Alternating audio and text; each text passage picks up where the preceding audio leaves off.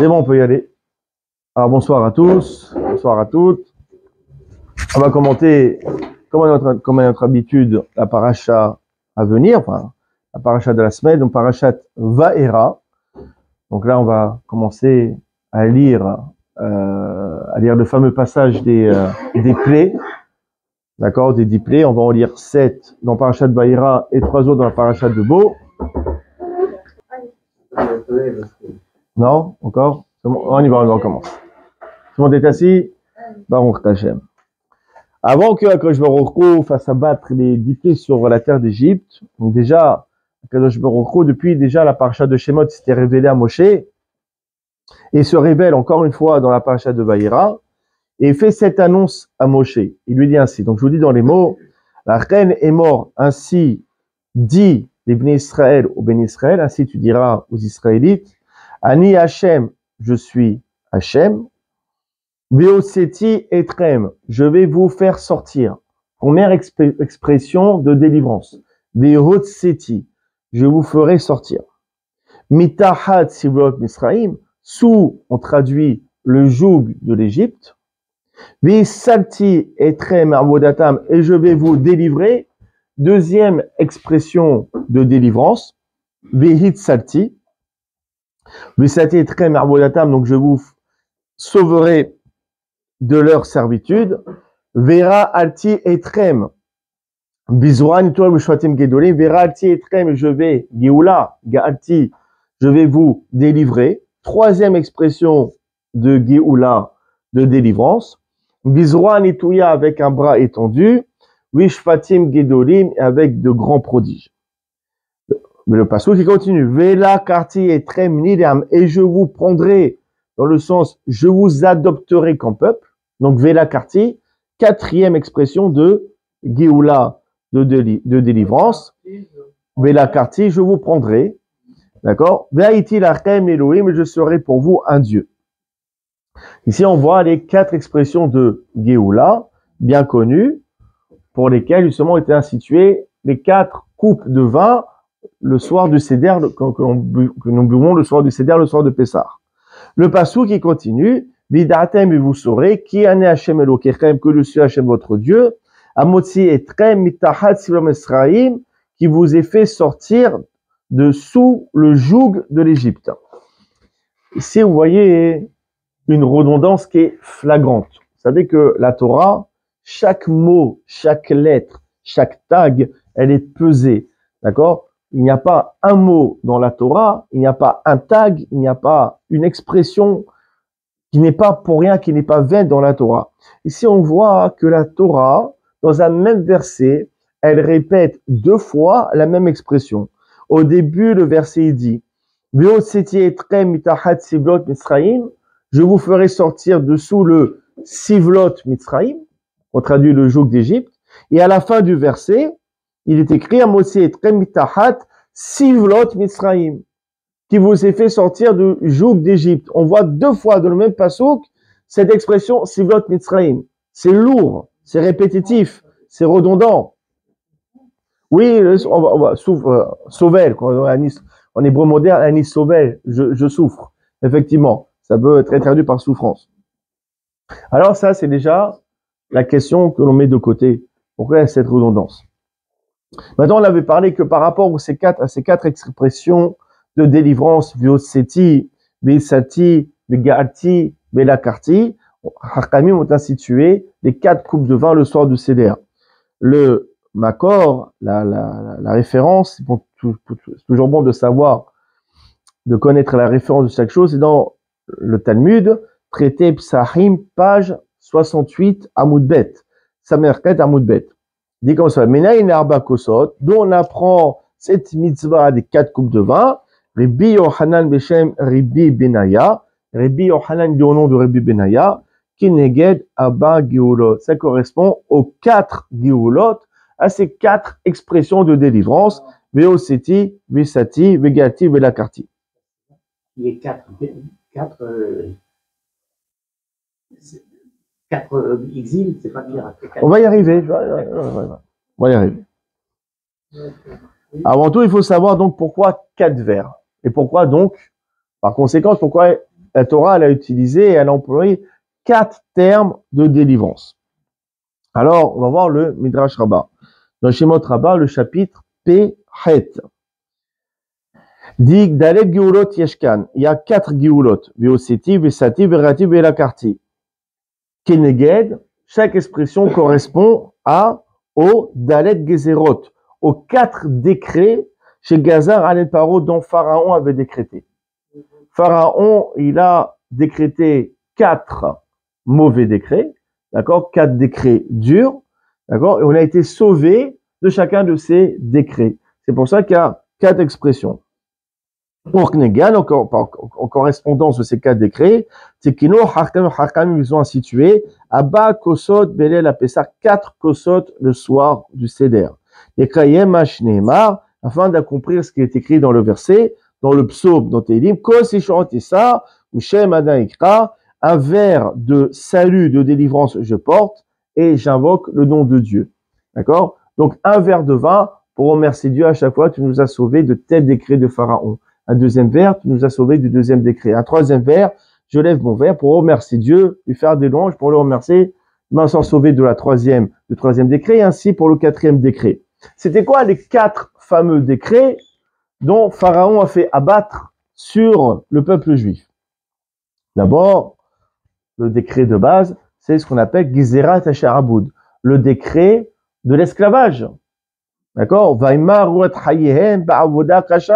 Il dit le verset, ils ont rendu leur vie amère par le travail servile. D'accord? Donc déjà, premier décret, c'est quoi? C'est l'esclavage. Deuxième décret, c'est le fait de noyer les garçons. Tout mâle qui naîtra, vous le jetterez dans le Nil. C'est le deuxième décret. C'est quoi le troisième décret? C'est déjà pas mal. Hein? Déjà 210 ans d'esclavage, jeter les garçons dans le Nil. C'est quoi encore? Il y a pire. Il est écrit comme cela. Vahi vayamim arabi mahem. Le passouk qui dit ainsi, et ce fut durant ces jours-ci, Vayamot Melech Mitzrayim, le roi d'Égypte, il est mort.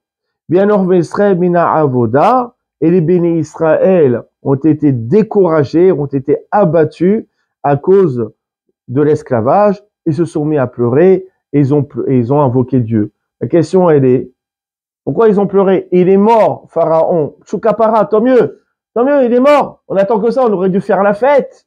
Ouais, on aurait dû prendre les armes, on aurait dû forcer notre salut.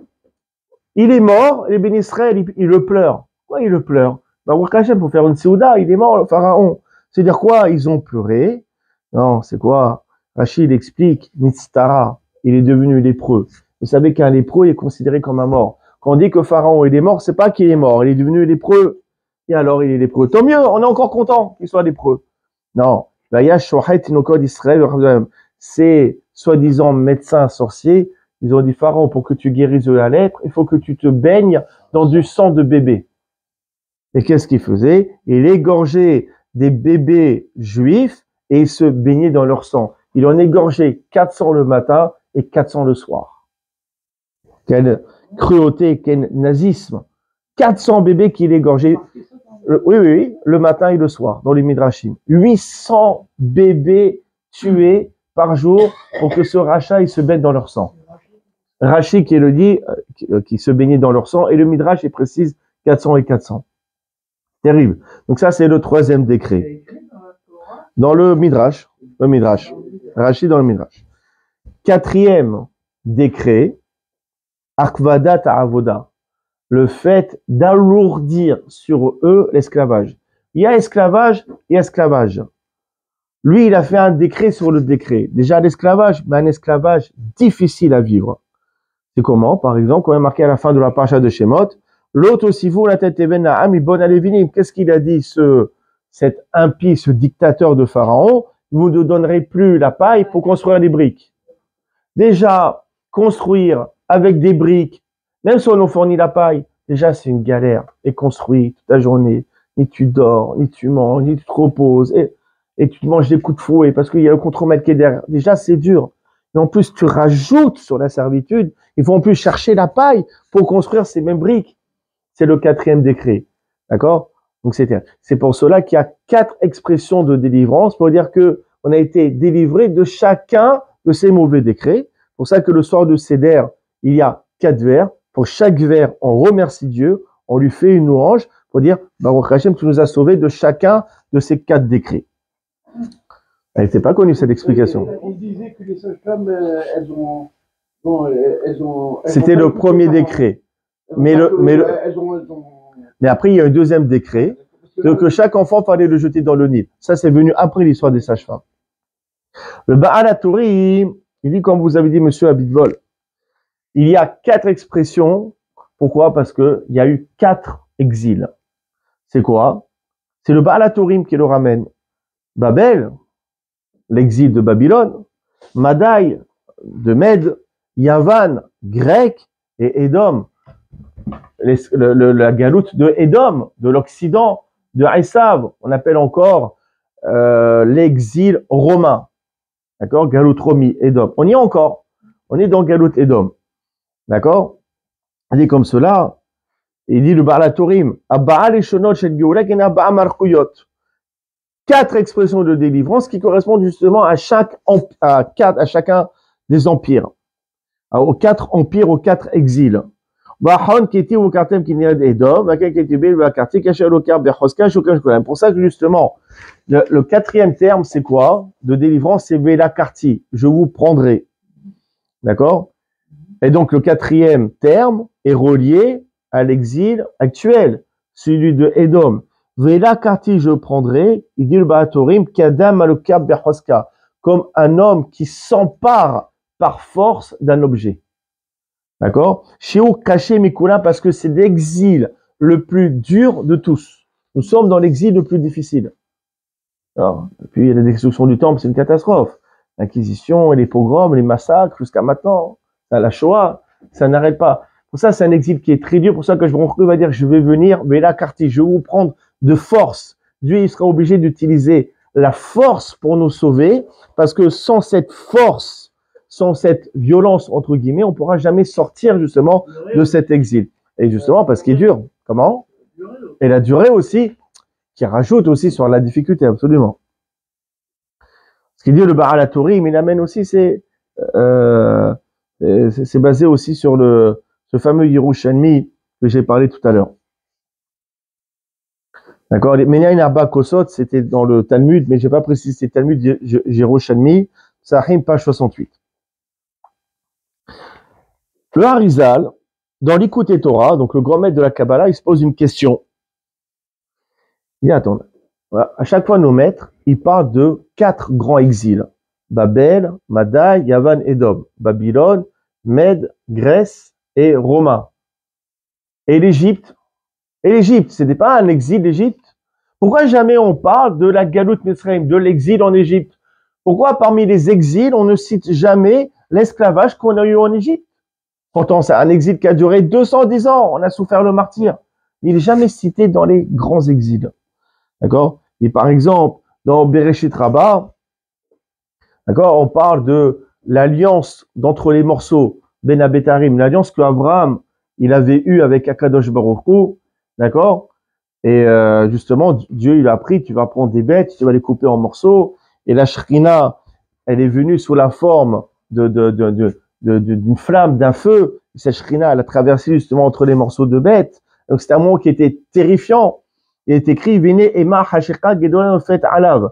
Il y a marqué qu'il y avait Ema, une terreur, Hasheka, un ténèbre, Gedola, énorme, Nofet Alav, qui est tombé sur Abraham. Et on décompose chaque mot. Ema, la crainte, c'est Babel, c'est Babylone. Hasheka, les ténèbres, Zomadai, c'est Mède. Gedola, qui était grande, Zoyavan, c'est la Grèce. Nofet Alav, qui est tombé sur lui, Zo Edom, c'est Edom. Ici aussi, on ne parle pas de l'Égypte. Comment ça se fait, on ne parle pas de l'Égypte? Alors, comment? Il y a un commandement comme ça dans la Torah. Mais on voit qu'il y avait beaucoup de Hachamim qui ont vécu en Égypte. Le Rambam, etc. Il y a plusieurs explications pour tout ça. Mais quand même, cet exil aurait mérité qu'il soit cité parmi les grands exils. Or, on n'en parle pas. Alors, le Harizal, il donne une très belle explication. Il dit comme cela, hein. Il dit parce que, bon, sans rentrer trop dans la Kabbalah, parce que par rapport au nom de Dieu, je ne veux pas rentrer là-dedans. Il dit en fait, ces 4 exils, ce sont ce qu'on appelle des galouyot pratit. Ce sont des exils individuels. Or, le Galout Misraïm, l'exil égyptien, c'est un exil qui est général. C'est-à-dire que dans l'exil égyptien, vous retrouvez toutes les caractéristiques de ces fameux 4 exils. C'est-à-dire qu'à Babel, c'était quoi? C'était un exil qui était plus intellectuel. On était éloigné de Jérusalem, de la Torah, etc. D'accord? Cet exil spirituel, on l'a vécu aussi en Égypte. Vous avez l'exil de Yavan, il y avait un problème d'assimilation, c'était ça l'exil grec. On retrouve ce problème d'assimilation aussi en Égypte, d'accord? L'exil romain, c'est la violence, d'accord? On retrouvait cette violence en Égypte. C'est-à-dire que dans l'exil égyptien, vous retrouvez les caractéristiques de ces fameux 4 exils. C'est pour ça qu'on ne les citait pas. Quand on cite ces 4 exils, ce sont des exils qui sont particuliers, qui sont individuels. Or, l'exil égyptien, pourquoi est-ce qu'on ne le cite pas parmi les grands exils? Parce que dans l'exil égyptien, vous avez les propriétés de chacun de ces 4 exils. Comme ça qu'il explique le Harizal en substance. C'est pour ça que Béni Sarkar... C'est l'asservissement total. Ah oui, c'était le pire du pire. C'était exactement. Tu as le Béni Sarkar, il explique justement pourquoi justement le soir du Seder, on boit 4 verres en relation justement à ces 4 coupes de vin, pour justement rentrer la émouna, la confiance en Akadosh Baruch Hu dans notre cœur. D'accord? On se dit, si Akadosh Baruch Hu, le soir de Pessah, il a eu cette force de nous extirper du plus grand exil qui existait de notre histoire, l'exil égyptien, qui comportait justement les 4 caractéristiques de chacun des exils, alors à plus forte raison, qu'Akadosh Baruch Hu, ça sera facile pour lui de nous sauver de l'exil actuel. Et en buvant justement ces verres de vin, par le biais d'une action, je concrétise cette idée justement dans mon être. Parce que je bois ce verre de vin, c'est-à-dire j'intériorise cette idée du fait que je me retrouve effectivement, j'ai la Emouna qui va nous sauver de cet exil.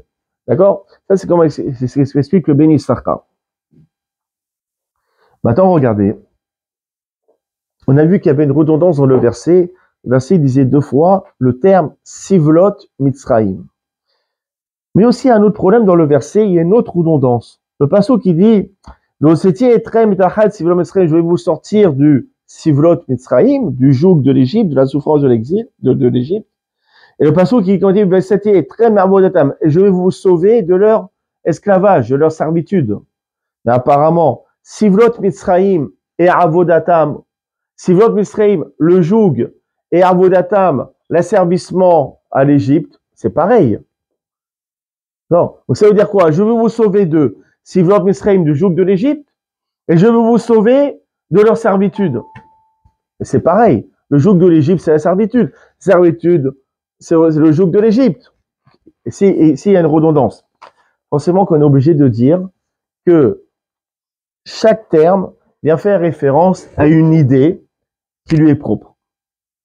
Vous avez un grand maître de la Chassidoute, Rabbi Bonem Mipashisra, qui a des commentaires extraordinaires. Rabbi Bonem, il explique comme cela. Écoutez bien, c'est magnifique ce qu'il dit.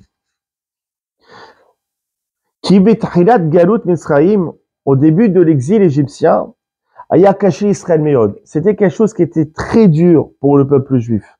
Cette galoute, cet exil. Ils habitaient en terre de Canaan, il y avait Yaakov, il y avait les tribus, ils étaient sur la terre sainte, ils habitaient à Hebron. Maintenant, ils sont obligés de partir à quoi? À cause de la famine en Égypte. C'était très dur pour eux. Ils ne pouvaient pas supporter l'impureté de l'Égypte. Ils étaient dans leur cocon avec Yaakov. Maintenant, ils retournent en Égypte. Là-bas, les pyramides et la débauche. D'accord? C'était le Hervatares, la terre la plus dénudée, la plus débauchée de la terre. Ils pratiquaient l'idolâtrie, ils pratiquaient la magie noire. Pour eux, c'était insupportable. C'était une galoute. Ils souffraient de vivre en Égypte. Ah, néanmoins, léat, tout doucement, ils traguélou les sarot. ils se sont habitués à cette détresse. Kirgen asateva, parce que l'habitude devient une nature. Petrolisbol est un Misraïm, ils ont commencé à supporter justement l'Égypte, l'Isbol, supporter. Finalement, c'est pas si mal l'Égypte. Finalement, c'est pas si mal le Sphinx et les pyramides. Finalement, c'est pas si mal la débauche. Finalement, voilà. Je vais y arriver, je vais en parler. Khazak, je vais en parler. D'accord? Finalement, c'est pas si mal qu'il y ait de la débauche. D'accord? Finalement, toute cette magie, toutes ces fêtes idolâtres, c'est pas si mal. Ça a commencé à leur plaire. Il dit comme cela, hein, il y a eu donc un enlisement. On a commencé à s'y plaire à toute cette débauche, à toute cette culture, à tel point que c'est devenu une fascination. Donc au début, on souffrait de vivre en Égypte, et après on dit, qu'est-ce que j'aime l'Égypte? Pour rien au monde, je quitterai l'Égypte. Quelle culture, quelle civilisation, quel modernisme, quelle modernité. Il dit comme cela, hein, et le Rabbi Bonem, il continue son commentaire, Dieu y parle. Il dit, si vous maintenant vous arrivez à supporter, vous êtes familiarisé à cette culture-ci, alors écoutez les mots, abatsav ou lotov, la situation n'est pas bonne, c'est mauvais signe. C'est pour ça que moi je suis forcé à vous sauver. C'est-à-dire quoi? Quand le pasuk il dit qu'on avait traduit Sivlot Mitzraim, le joug de l'Égypte, ou bien la souffrance, c'est je vais vous sauver de cette idée où vous êtes familiarisé à la culture égyptienne. Je vais vous sauver de Sivlot Mitzraim, le fait que vous appréciez cet exil, que vous appréciez cette civilisation, je vais vous sauver de cet état d'esprit. Mais c'est ça. Pour ça que Dieu, il a dit, je vais vous sauver justement de cette Sivlot Mitzraim, de cette fascination que vous avez de l'Égypte. C'est pas quand même une soumission. Non, on va... Pardon. Oui, je vais y arriver après, je vais approfondir cette idée que tu dis, Bruno. Donc c'est en fait, c'est-à-dire quoi? Je vous sortirai de Sivlot Mitzraim, je vous sortirai de cette banalisation, de cette plénitude, de cette fascination, je vous ferai sortir. Donc finalement, il n'y a pas de répétition dans le verset. Quand le verset il dit je vais vous faire sortir de Sivlot Mitzraim, je vais vous faire sortir intellectuellement de cette fascination. On parle d'une libération quoi? Mentale, morale. Et je vous sauverai de leur servitude. On parle de délivrance matérielle, de l'esclavage. Donc il n'y a pas de répétition à proprement dit dans le pasuk. D'ailleurs, voyez l'historique des événements. Il est écrit comme cela.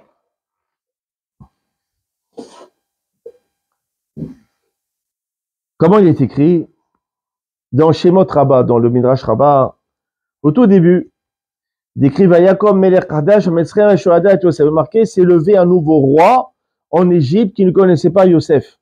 Mais nous, il a vécu dans une cave pour ne pas connaître Yosef, vice-roi de l'Égypte, d'accord, pendant des années, d'accord, qui a enrichi l'Égypte, qui a nourri la terre entière.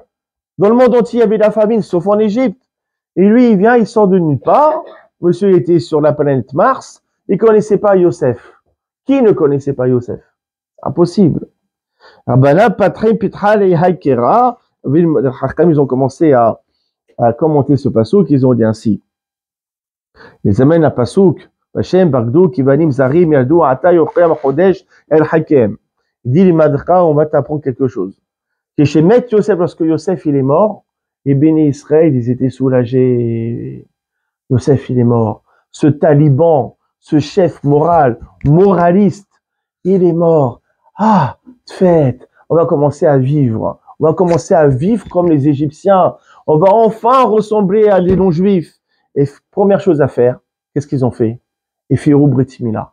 Ils ont effacé la Brit Mila. On arrête de circoncire nos enfants. Stop. On veut ressembler dans notre chair aux Égyptiens. On veut plus ressembler à des Juifs. Dès que Yosef il est mort, le lendemain, on arrête la Brit Mila.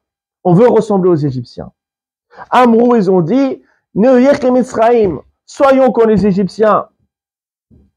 Et donc, on sait qu'ils étaient incirconcis.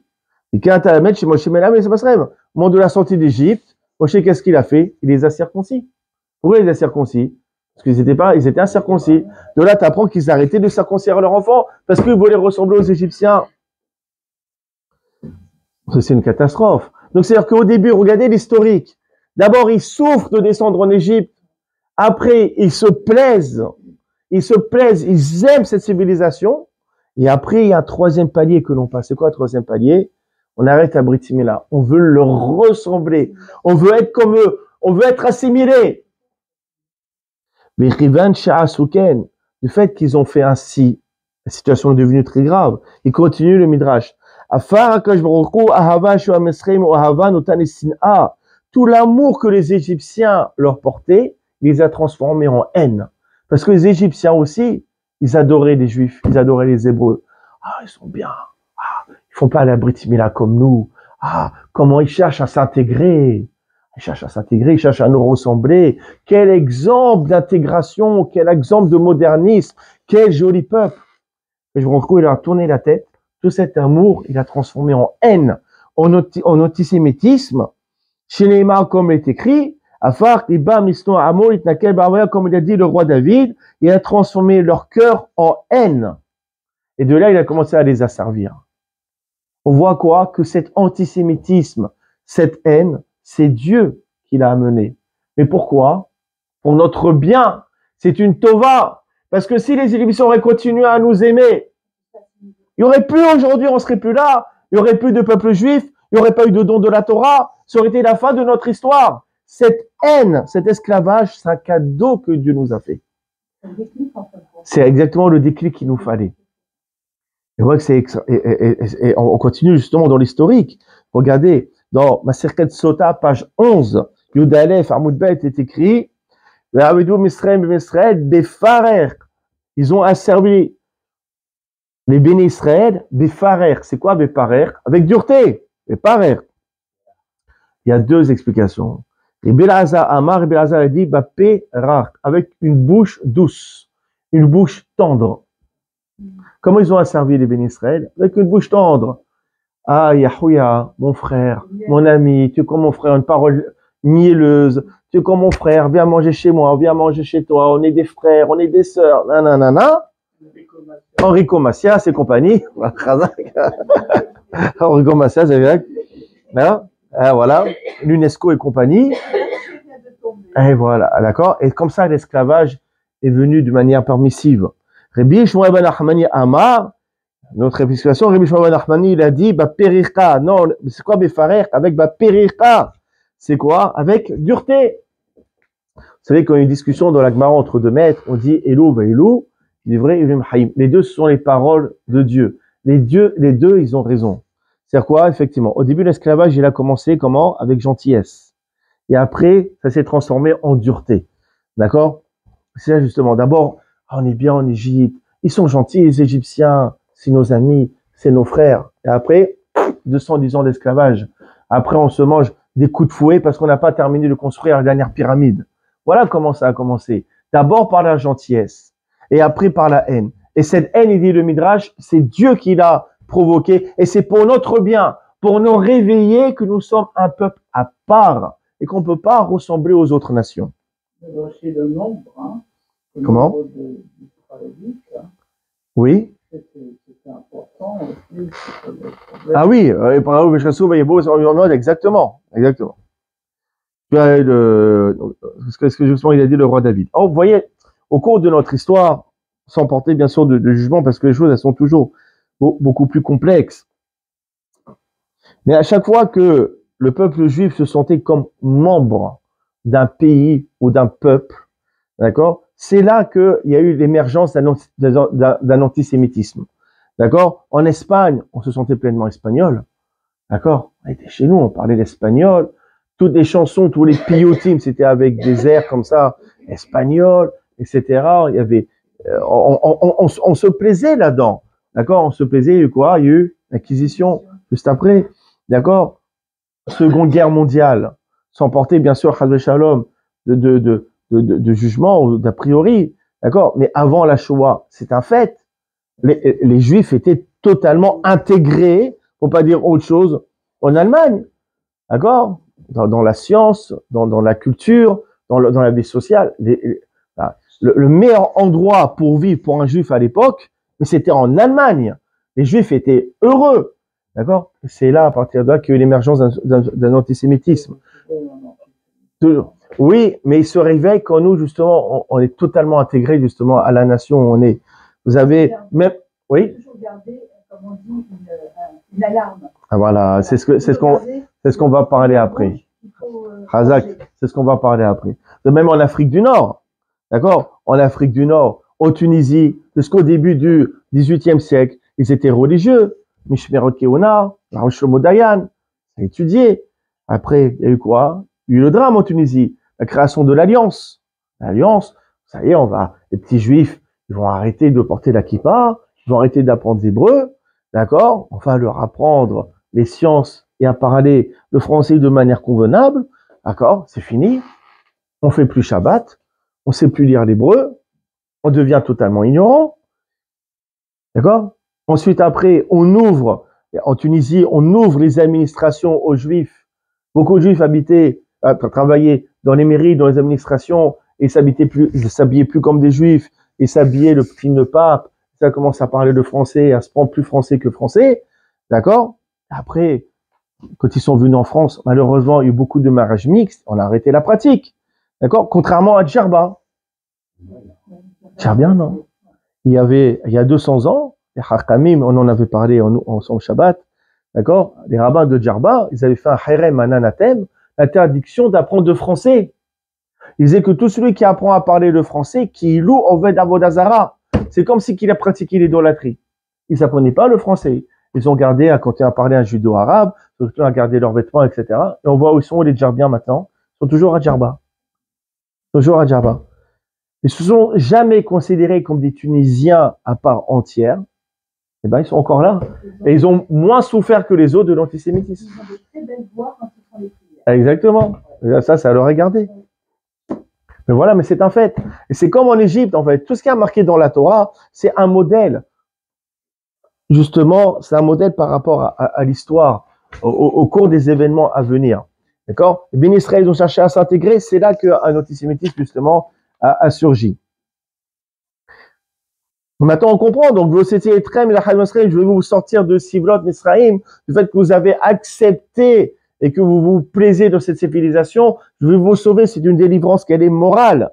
Et la suite du passage, vous êtes très merveilleux, je vais vous sauver de leur servitude. On parle de quoi? De la servitude, d'une libération qui est physique.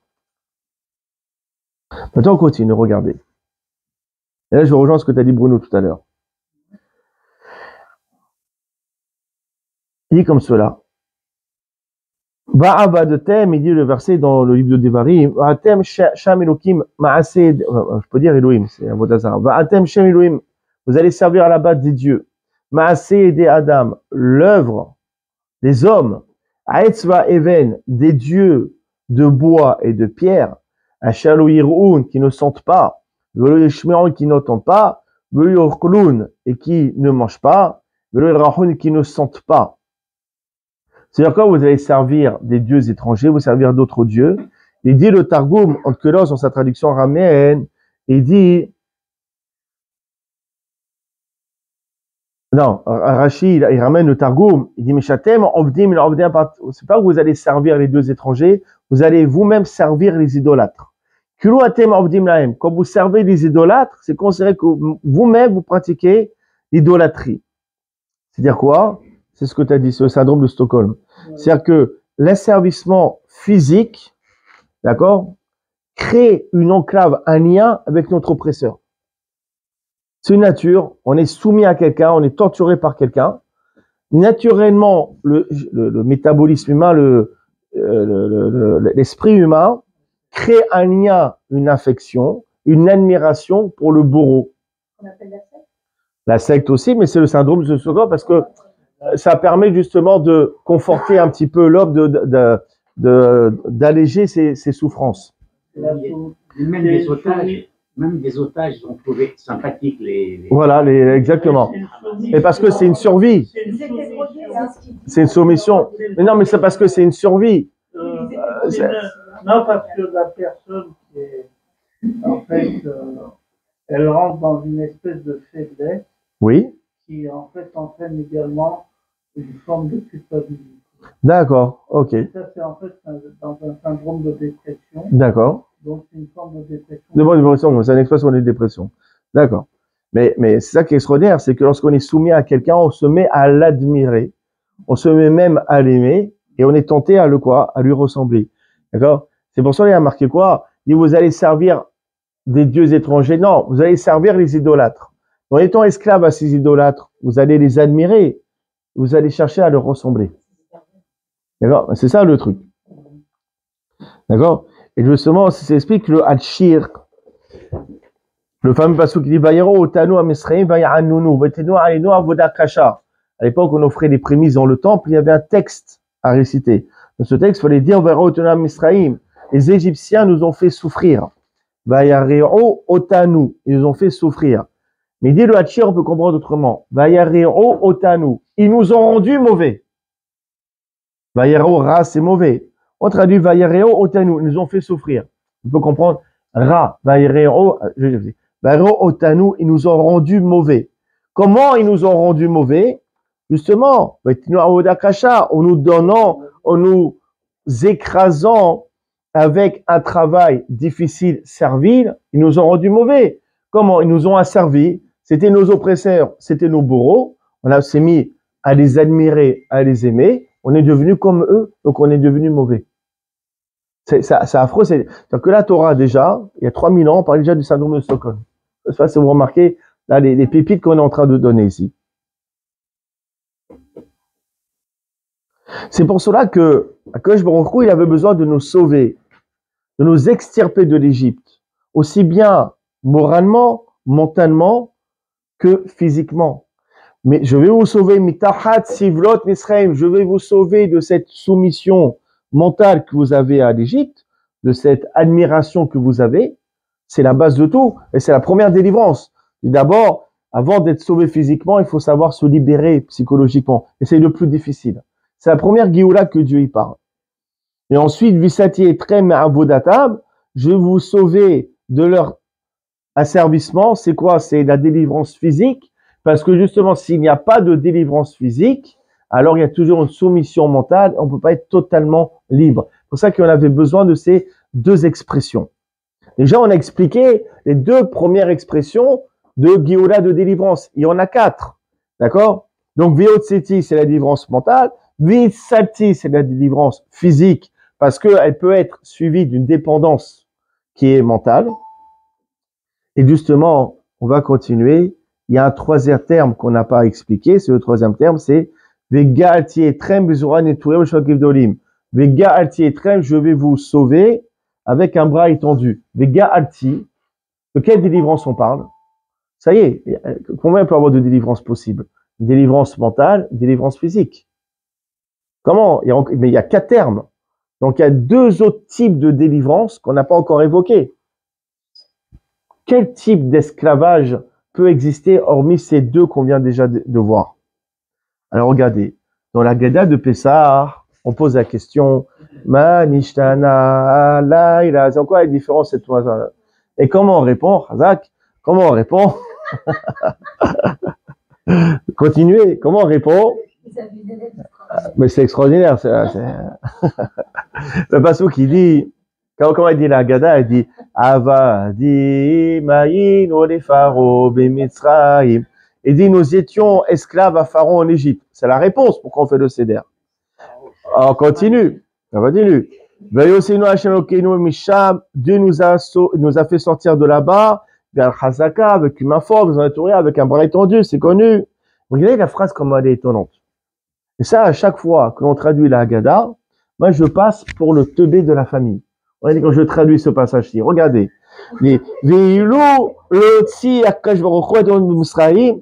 Si le Saint béni soit-il nous n'avait pas fait sortir nos ancêtres d'Égypte, Arianu, Ovaninu, nous serons encore nous et nos enfants et nos petits-enfants, Mishou, Abadi, Manu et Formasri, nous serons encore asservis à Pharaon en Égypte.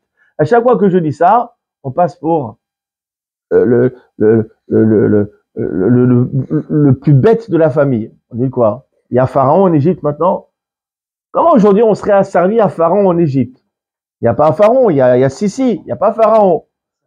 Alors voilà. Comment est-ce qu'on serait asservi à Pharaon encore en Égypte? Historiquement, c'est impossible de dire une telle chose. Première question. Ah, oui, mais il n'y a plus de Pharaon maintenant. Comment on a voté? Alors on va répondre. Alors on va répondre. Alors on va répondre. Oui, c'est vrai. Pharaon, il exprime une identité morale, il symbolise quelque chose. Maintenant, encore autre chose, vous voyez, il y a un changement de terme dans la Gada. Marqué au début, Avadim et Pharaon, nous étions esclaves à Pharaon en Égypte. Avadim. Et après, on dit quoi? On dit, si on ne serait pas sorti, on aurait été Mishou Abadim. On aurait été asservis. Pourquoi au début, on parle de esclaves, et à la fin, on parle d'asservis? Pourquoi un changement de terme? Alors, regardez. Vous savez, quand Dieu nous a fait sortir d'Égypte, Pharaon, il ne voulait pas. Oui, il y a plein de versets comme cela. D'accord? Dieu, il a endurci le cœur de Pharaon. Dieu, il a endurci le cœur de Pharaon. Ça revient 1 milliard de fois dans le verset, dans le paracha. Dieu, il a fait endurcir. Pourquoi ça? Pourquoi Dieu n'a pas facilité les choses? On a un Pharaon, Meshebnar, gentil. Pharaon, Moshe, il vient, délivre le peuple. Ok, il n'y a pas de problème, sortez. Dieu, il aurait pu changer le cœur de Pharaon, le rendre gentil, il aurait nous aurait donné l'autorisation de sortir, on aurait économisé 4 parachas dans le Sefer Torah. Et oh non, ça n'aurait pas été plus simple. Pourquoi toute cette caquette, toute cette lourdeur, et une plaie, et Pharaon, il veut pas, etc. Jusqu'au dernier moment, même quand il les a laissés sortir, il a changé d'avis, il les a poursuivis jusqu'à la mer. Pourquoi cela? Parce que c'est une tova.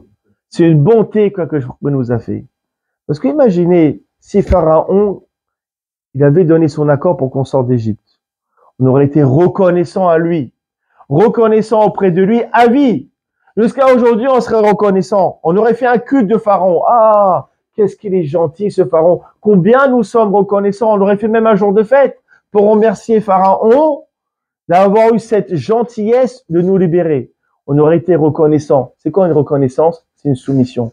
C'est une soumission mentale. C'est pour ça qu'Akadosh Baruch Hu, il a fait en sorte que l'on soit délivré, mais une délivrance totale, de sorte qu'il n'y ait plus aucun lien, aucun affect avec ce Pharaon. Alors qu'est-ce qu'il a fait Dieu? Il a dit, oh là là, si Pharaon il voulait sortir, vous serez reconnaissant auprès de lui, vous serez encore un petit peu esclave à lui. Qu'est-ce que je vais faire? Je vais endurcir son cœur. Comme ça, c'est pas lui qui vous a fait sortir. C'est moi, par ma main forte, et il n'y a aucune reconnaissance à avoir auprès de cet oppresseur. Et c'est ça ce qu'il dit le verset. Vega alti, c'est la 3e expression de délivrance. Je vais vous sauver. C'est quoi? Je vais vous sauver. Je vais vous sauver d'une quelconque reconnaissance auprès de ce rachat. Je vais vous sauver dans le sens, c'est la suite du pasouk. Veralti etrem. Bizroan et Touya, je vais vous sortir avec un bras étendu, avec de grands prodiges, pas en utilisant la violence, en faisant usage de la force. Pourquoi? Parce que justement, Pharaon ne voudra pas. Et le fait qu'il ne veuille pas, eh ben, c'est une géoula, c'est une délivrance. Le fait qu'il ne veuille pas fait en sorte que vous n'êtes pas reconnaissant auprès de lui. Donc, il n'y a pas cette dépendance mentale. Donc, ici, on voit les 3 expressions déjà. Qu'est-ce qu'on avait dit? On avait dit, Veoseti, c'est la délivrance mentale, c'est la primordiale. Vesati, c'est physique. Vega alti, c'est le fait qu'il n'y ait pas de reconnaissance.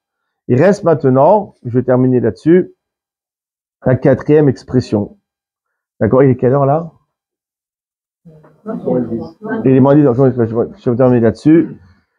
Et la 4e expression, c'est quoi? Vela karti et tremli le'am, veti lachem elokim, c'est Vela karti, je vous prendrai. Cela représente quoi? Cela représente justement le futur, la délivrance finale. C'est-à-dire quoi? Il y a marqué dans Sefer Vaikra, Vitem li kredoshim kekedoshani Hashem. Il dit, vous serez pour moi des personnes saintes, car je suis saint, je suis Hashem. Je vous ai séparé des nations pour que vous soyez à moi. Et dit Rashi, si vous êtes séparés d'eux, si vous êtes séparés des nations, vous êtes à moi. Vous êtes mon peuple, je suis votre Dieu. Vimlav, si vous n'êtes pas séparés des nations, Ariatem Shivonarkanesar Vahaverav. Vous ne serez pas un moi, vous serez un Nabucodonosor et assez semblable. C'est-à-dire quoi? Il faut bien savoir que lorsqu'on dit que le peuple juif doit être séparé, et ne pas suivre les coutumes justement des nations, Chazve Shalom, Chazve Khalila, c'est pas une question de racisme. Le racisme, c'est proscrit dans la Torah. Il est interdit de détester un peuple ou une nation. C'est pour ça que tous les êtres vivants ont été créés par couple, sauf l'être humain, Adam. Une personne. Pour dire, chaque être humain a la même valeur. Noir, blanc, jaune, juif, arabe, noir. On est tous pareils. Il n'y a pas de racisme. C'est le premier message que la Torah, elle porte justement. Mais pourquoi on ne doit pas se séparer? Pour justement garder notre entité, garder notre respect auprès de la Torah. Ça ne veut pas dire qu'on va faire du prosélytisme. Ça ne veut pas dire qu'on va afficher notre culture, notre religiosité, notre pratique. Non, on s'intègre, on parle le pays où on est, on aime le pays où on est, mais jusqu'à une certaine limite. C'est pour ça que les rabbinim, vous les entendez hurler de ne pas faire le réveillon du 24 décembre, ou pas le réveillon du 31 décembre. C'est pas une question de réveillon, de manger du foie gras ou pas manger du foie gras. C'est à partir du moment qu'on fait le réveillon, ça veut dire quoi? Qu'on cherche à ressembler à tout le monde. C'est-à-dire qu'on aime cette culture à tel point qu'on cherche à leur ressembler. Et on a vu qu'à chaque fois qu'on cherchait à leur ressembler, c'est justement le début des problèmes. C'est ce qu'il dit le verset. Mais là, Kartis, à quelle mettre expression, je vous prendrai dans le sens que si vous prenez morale et si vous prenez leçon du passé et que vous gardez votre identité, vous continuez à manger kasher, à faire Shabbat, vous ne faites pas la fête des Goïm, vous ne fréquentez pas des non-juifs, etc. Vous gardez votre identité, alors Vela Karti, là, vous aurez le mérite justement d'être délivré, Vela Karti. Que la Géoula Shlema arrive, et que la 4e expression de Géoula arrive très prochainement. Amen, Kenerason.